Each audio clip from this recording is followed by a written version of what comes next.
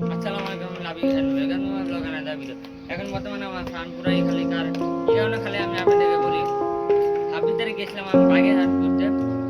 সেখান থেকে আমি আসছি 1 তারিখে এসে সকালে আমি নর্মালি আসলাম ঠিকঠাক থাকবো, আসলাম আমি 11টা বাজে, রাত 11টায়। এই কারণে আমি ছাদকে চেক করে নেই, কারণ পরে আমি সকালবেলা চেক করে এসে দেখি আমার ফার্মের অবস্থা পুরো খারাপ। এখন মনে করেন আমার ফার্মটা পুরো খালি, প্রায় মনে করেন আমার ইলেকট্রিক গুলো, তারপর বিকিমার প্লাটিং ওগুলো আমার প্রায় নতুন আনানো ছিল, সবগুলো শুরু হয়ে গেছে। তারপর আমার যত গ্যাপটা ছিল এগুলোও সব শুরু হয়ে গেছে। এখন ছিল আমার কয়েকটা মিট গ্যাপ এবং কয়েকটা মাছ আছে। তারপরে আমি এত খালি হয়ে গেছে, আমি আপনাদেরকে দেখাই আমার বর্তমান অবস্থাটা ফার্মে। আমার এই সাইডে গ্যাপের ট্যাঙ্ক ছিল, এটা পুরোটা খালি হয়ে গেছে। এখন আমি কি নতুন কিছু মাছ আনবো কিনা এটা আমি দেখবো। এখন পুরোটা খালি আছে। তবে এটা আমার প্ল্যান্টের ট্যাঙ্কে আলহামদুলিল্লাহ ঠিকঠাক আছে। আমার এই ট্যাঙ্কে মলিগুলো কোনো ধরনের শুরু হয় নাই। আমার এই ট্যাঙ্কটাতে আমি ভালো মানে মিট ক্যাপিগুলো ছিল সেগুলো শুরু হয়ে গেছে সব। আমি আপনাদেরকে দেখাই।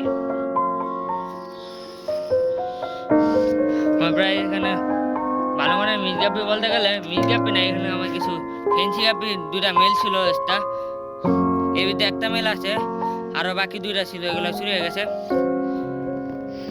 এগুলো ছিল ব্ল্যাক ব্ল্যাক কোবরা এই মেলগুলা। আচ্ছা আমার এই যে রেড চিংড়িগুলো এগুলো সব শুরু হয়ে গেছে, এগুলো আমার তো অল্প কিছু আছে। আর আমার এই সাইডে এই ট্যাঙ্কে আমার অনেকগুলো মাছ ছিল, এগুলো সব নাই। তবে এখন বর্তমানে আমার এগুলো খালি আছে। এটা শুধু আমার এক জোড়া গোল্ডাস্ট আছে, এটা শুরু হয় নাই। এটার সাথে আমার কিছু হোয়াইট মলি ছিল, এগুলো শুরু হয়ে গেছে। এই ট্যাঙ্কে যে বর্তমানে কোনো মাছ শুরু হয় নাই, এটাই আলহামদুলিল্লাহ ঠিকঠাক আছে। তারপরে আমি আমার আবার এখন বর্তমানে আমার পুরো ফার্মটা খালি। এখন যদি আমি মাছ আনবো না, কারণ যদি এখন মাছ আনি তাহলে আমার পুরো আবার মাছ চলে যাওয়ার সম্ভাবনা থাকতে পারে। আমি ভাবতেছি আরো 2-3 মাস পরে মাছ আনবো, বা ডিসেম্বরের দিকটা মাছ আনার চান্স আছে। তাই এখন আমি কোনো মাছ আনতেছি না। তাই আমি কি কি মাছ আনতে পারি সেটা আপনারা কমেন্টে বলে যাবেন। আবার আমি আরেকটাও কাজ করলাম, আমার প্রায় ছাদ বাগানে প্রায় ছাদগুলো এখন আমার মনে করেন ছাদ ব্যালেন্স হয়ে যাওয়ার কারণে আমি ছাদ পুরো খালি করতেছি। গাছগুলো খালি করতে বলতে গেলে আমি এক সাইড করছি, এই সাইডগুলো দেখাই আমি আপনাদেরকে। এই সাইডে যে গাছগুলো ছিল, তারপরে এই সাইডে গাছগুলো ছিল, আমি আপনাদেরকে দেখাই কোন সাইডে রাখছি গাছগুলো। সবগুলো গাছ এই সাইডে রাখছি। কি কারণে রাখছি, কারণ এখন যদি আমি মনে করেন এখন এই আপনি কদিন দেখতেছেন যে টানা কি পরিমাণে বৃষ্টি হচ্ছে, আমার দেশের অবস্থাও ভালো না।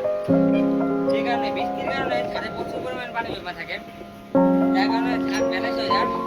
এই কারণে আমার আপু প্রচুর বাগান করতেছে গাছগুলো, এই কারণে আমি সরাই যাচ্ছি না।